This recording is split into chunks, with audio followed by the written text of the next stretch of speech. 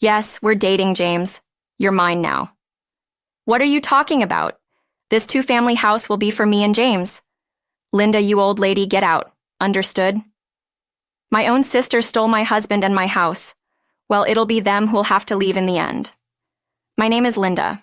I've been a housewife married to James for 22 years. Our daughter, Susan, started living alone when she went to college. At the same time, my husband and I began living with my parents.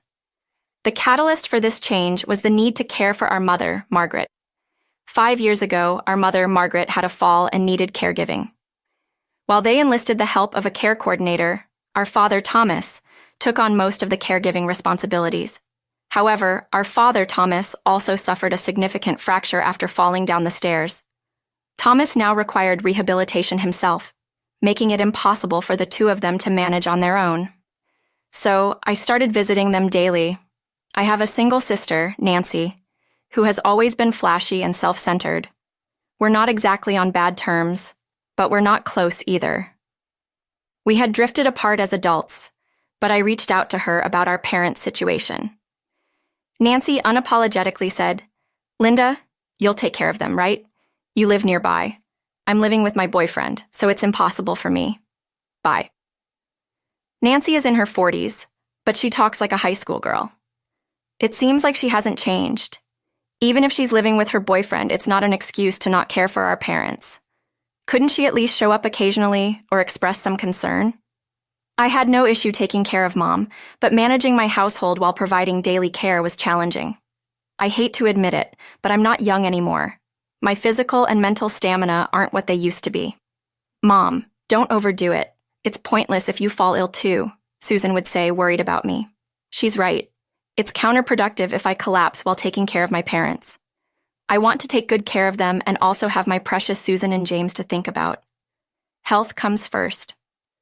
I've often fantasized about a magical drink that could instantly relieve fatigue and a supplement that would prevent weight gain no matter how much I ate. One day, my parents started a serious conversation. "We need to discuss something important," they said. It was about moving in together. "We feel terrible for burdening you and James. We'll pay to remodel our home into a two-family house so you can live with us," our parents said. I thought it was a great idea. Not having to travel back and forth would be a huge relief. However, I was concerned about what James would think. While James has had a good relationship with his in-laws since the beginning of our marriage, living with parents-in-law who require caregiving is undoubtedly a challenging proposition. Maintaining a good relationship often requires a healthy sense of distance. But to my surprise, James readily agreed. "Really? You're okay with it?" I asked. "Of course. Thomas and his wife are covering the remodeling cost, which is a big help. I work remotely and we don't own a house, so it's easier if you and I live with them and take care of them, right?" "Yes, that's true, but I was worried you might feel uncomfortable with the arrangement. Thank you so much for being so understanding." "Oh, you're always making too much of it. You know I'm not one for worrying about such things. Don't worry about it." I always loved James's kindness and easygoing nature. True, he's always been carefree, leaving the house matters to me and can be a bit casual at times. "Dad's so sweet. I'll come visit too. My apartment isn't far from there." Susan also expressed her support. My parents, James, and I were grateful as we started our life together. Living together turned out better than expected. Everyone was more comfortable than we thought. I no longer had to travel 30 minutes by car, just a walk up and down the stairs, which gave me more time and peace of mind. I could care for Mom with a kinder heart, and even had the energy to cook elaborate meals for James. However, about a month into our new living arrangement, Dad passed away suddenly. He had been progressing well in his rehabilitation, but fell again, hitting his head this time. We were all submerged in grief. Mom, whose mind was still sharp despite her physical limitations, was deeply saddened. Her grief was so profound that I worried it might weaken her even more. After the funeral and burial, when things had settled down a bit, someone shockingly disrupted our grief. "Mom, can I live in this house too?" Nancy asked. "What? Why would you say that now?" "I haven't asked Linda, but now that Dad's gone, there's extra space and you must be lonely, right?" "Well, It was Nancy who suddenly proposed living together. Mom seemed a bit bewildered, understandably so. Nancy hadn't shown her face at home until I called her about Dad's passing. I was worried about Mom, but my boyfriend was so controlling I couldn't visit, she said. She had some nerve, never even making a phone call. Oh, weren't you living with your boyfriend? I recalled and asked, to which Nancy showed a sullen expression. I broke up with him. I want to start doing my part for Mom. Right, Mom? I can stay, can't I? But Linda and James have been living with us for a while now, so we should discuss it with them, Mom said, looking towards me. However, Nancy, as if she wasn't even considering me, said, I don't need Linda's permission. It's your house. Then she turned to James. James, is it okay if I live here too? I'm her sister. There shouldn't be any problem, right? Nancy looked up at him with puppy eyes, and James easily said, I don't mind. Wait a minute. Yay, thank you, James. You're always so kind, aren't you? Nancy knows how to charm. After not seeing her for a while, she still looked stylish and young for her age with great makeup. James was smiling at her sweetly, and I sighed inwardly. James had readily agreed to live with my parents, which is part of his charm, but this time I wished he would think it through a bit more. Nancy, who never helped with our parents' care, suddenly wanting to live together, felt quite abrupt. Although I was opposed to the idea, I remembered that Nancy is also a beloved daughter to Mom. Maybe Nancy had a change of heart after not doing anything for Dad before he passed. I clung to that slight hope. However, my expectations were quickly dashed. Nancy didn't help with the caregiving at all. Mom, are you okay? Well, I'm heading out, she would say. She was always out having fun. Not only did she neglect caregiving, but she also didn't contribute to cooking or laundry. It wasn't cohabitation. She was just freeloading. Our house had our mom on the first floor and our space on the second floor. I spent most of my time on the first floor. One day, coming back from the hospital with Mom and heading upstairs, I was surprised to find James and Nancy eating together. Oh, welcome back, James greeted me as usual. I'm home. Nancy, what are you doing here? What do you mean? This is my house too. Your place is downstairs. Why are you two eating together? James just got back, and Linda, you hadn't prepared dinner, so I thought it would be wasteful to cook separately. I made dinner for us, Nancy said, her attitude almost saying I should be grateful. It was just pasta with canned sauce.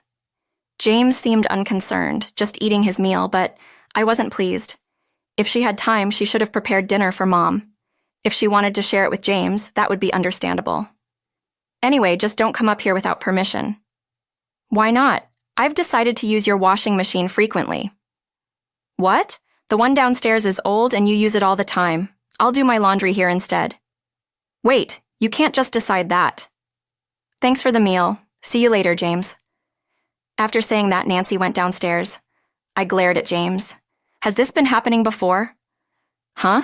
No, I just got home early today. You were at the hospital with your mom. It's not strange. We're family. That's true, but Nancy doesn't help with Mom's care at all. Next time you talk to her, could you mention it? Yeah, sure. The next day, Mom asked me with concern. I heard Nancy was upstairs yesterday. Was there a problem? Were you arguing? Nancy has always been willful, maybe because her father and I spoiled her. I'm sorry for causing you trouble. Are you okay? She asked. What are you talking about? I'm not troubled at all. I'm happy to be by your side, Linda. Mom's eyes welled up. Since needing care, she seemed emotionally weakened. It's understandable, given that someone who was once so lively suddenly became unable to move as before due to a fall. The shock must have been greater than we can imagine. And now, with Dad gone, I didn't want to burden her further with my worries about Nancy. I decided to keep my grievances and doubts about Nancy to myself. However, I did occasionally vent a little to Susan, whom I met from time to time. Susan, now a college student, had become quite reliable and listened to my problems. Seeing her always gave me the strength to keep going. Months passed, and one night, James didn't come home until late. Nancy was often out, so her absence wasn't unusual. Mom had gone to bed, and I waited for James on the second floor. I'm home. Welcome back. You're late tonight. Wait, Nancy. I'm home, Linda. Nancy entered arm in arm with James. They both seemed to have had quite a bit to drink. Sorry. We got a bit carried away and lost track of time. What? I don't understand what you're saying. Don't look at me with such anger. That's why James wants to be comforted by me. What? I don't understand what you're saying. Let's make it clear today. Yes, we're dating. James is mine now. What are you talking about? I felt like my head was going to explode at Nancy's bombshell and provocative attitude, but I reminded myself to stay calm, very calm. I didn't want to wake up Mom, who was sleeping. This two-family house will be for me and James. Linda, you old lady, get out. Old lady? How dare you talk about me like that? Nancy's rough tone was probably due to her being drunk, but it was inexcusable. It's a waste of money to keep going to a hotel. Well, we've been using the second floor too, but I wouldn't want to use your bed. What did you say? I wanted to slap Nancy, but I restrained myself. I reminded myself that resorting to physical actions would mean defeat to someone who seems to live purely on instinct, like a wild animal. Now you understand, right? Leave quickly since James and I are in love. It must be awkward for you, Linda. James, are you okay with this? James just stood there, possibly too drunk to face me. So I asked him, no, I don't hate you, but you're always busy with caregiving. Nancy kind of pressured me into it. Ha ha ha, was this a joke? I knew James didn't think deeply about things, but I hadn't realized he was also a wild animal. It was like survival in the jungle, where even blood relations fight each other. I had a lot on my mind, but this was a turning point for me.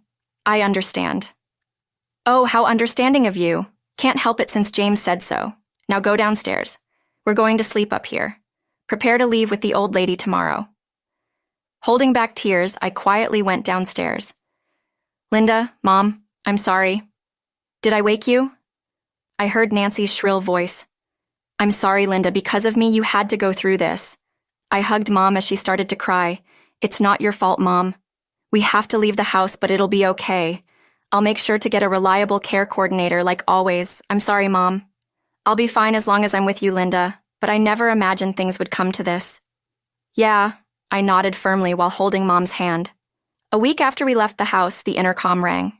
It was Nancy and James, looking about to cry. I responded formally. Yes, Linda, what's going on? Let us in, please. They'd come sooner than I expected. Nancy doesn't matter anymore, but I needed to discuss the divorce proceedings with James, so I had given him our new address and contact information. I let them in to avoid a scene outside, and Nancy immediately started ranting. Right after you left, a real estate agent came for a house appraisal. What's that about? Exactly what it sounds like. We're selling the house, so we needed an appraisal, that's all. What? How dare you? Just because Mom's dementia is settling in, you can't just do that? Mom doesn't have dementia. Don't say such disrespectful things. Anyway, it's not your house. You have no right to sell it. The one being unreasonable is Nancy. Then Mom appeared from the back room in a wheelchair. What is that? Susan, Nancy, and James exclaimed in surprise. Susan was pushing the wheelchair. When Nancy moved in, I hoped even a little that she would cooperate with Linda, but Nancy just wanted a place to live for free. Mom began to speak in a thin but firm voice. On top of that, you were having an affair with James, pushing my care onto Linda alone and then stealing James. Did you think Linda and I wouldn't notice? What? After speaking her mind, Mom took a deep breath. Thank you, Mom. I know it's hard. Let me explain the rest. I continued. I had already noticed what you were up to. At first, I wanted to believe in James, but unfortunately, I found out about the affair and told Mom. Mom nodded, catching her breath, while Susan glared at them more sharply than I could. Mom decided she couldn't live with Nancy and James anymore, so she decided to sell the house. Of course, I agreed and started looking for a real estate agent. What? Nancy's face showed shock. I was surprised when you told us to leave, but it doesn't really matter. Either way, you two would have to leave. That's so unfair. You said you were leaving easily and tricked us. How low? Low? Who's low? Huh? Whose voice was that? A low and frightening voice sounded, and it was Susan. Susan. Realizing this might be bad, I tried to intervene, but it was too late. The low one here is Nancy, you shameless person. What? I used to like you. You were beautiful and treated me kindly. She bluntly used the past tense for beautiful, and I couldn't help but laugh. But to dump Grandma's care on Mom and then seduce Dad, aren't you ashamed as a human being? Well, Nancy was speechless, outmatched by her younger, prettier niece's righteous words. Then James, misunderstanding something, desperately tried to explain to his daughter. You see, Susan, Dad was just seduced forcefully. I never stopped liking Mom. What are you talking about? Susan glared at James next. It was frightening. I had never seen Susan like this before. Was this what the kids call seriously angry? Indeed, Susan was the most infuriated about the whole situation. I will never forgive you for betraying Mom like this. Susan's firm declaration to James was like something out of a drama. She was impressive. Susan's reaction gave me a sense of relief. It felt like I didn't need to say anything more, but I decided to state the facts one last time, as we probably wouldn't see each other again. So please leave the house quickly. If you have any questions, ask the real estate agent. Wait, where am I supposed to live now? I don't know. That's not my concern as someone without land ownership and rights. Let me stay in this apartment. You're using Dad's inheritance, right? Then I have a right to live here too. Sorry, but this apartment is under my name, and I'm paying for it with my own money. What? No way. You, a caregiver and housewife, couldn't have that kind of money. I worked until the caregiving started. I received severance pay and have been investing in stocks since I was young, so I have some savings. What? I explained to a yelling Nancy. Nancy might be pretty and savvy, but she's not very bright, as I've always known. It's hard to understand for someone who has never worked much, relying on men and parents' money, right? Also regarding the divorce, I'll be filing for compensation as per the usual legal procedure. No, I'll leave the house. Just don't ask for alimony. We're sisters. How can you do this to your sister? You did terrible things first, even though we're sisters. I smiled as Mom nodded in agreement, and Susan delivered the final blow. If you cause any more trouble for Mom or Grandma, I'll expose everything using social media and friends. Got it, Auntie? No, not this. Nancy collapsed to her knees. I had to suppress a laugh when my daughter, who used to call her Aunt Nancy, now emphasized Aunt deliberately. Afterward, the two-family house we lived in was sold as planned, and James and Nancy were forced to leave. Nancy, jobless and without savings, tried to make James pay for her share of the divorce settlement compensation, leading to their quick breakup. James begged me for reconciliation, and Nancy also tried to return for the house and money, but of course I ignored them both. James paid me the compensation as per the divorce court's order and now lives alone in a cheap apartment. Nancy tried to find work as a hostess, but was turned down due to her age. With her reputation spreading in the town, she found it difficult to find a new place to leech off of and left for another town. I wonder who spread those rumors. Scary, isn't it? Mom and I finally live in a peaceful environment. Mom's health seems better, perhaps because of reduced stress and worries. Now, closer to Susan's apartment, she visits us once a week for a meal together. With James gone and household duties simplified, I started remote work. It's only a small income, but it's refreshing to do something different from caregiving and housework.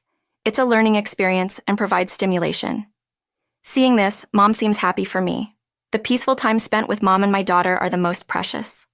I want to continue living each day energetically without losing sight of what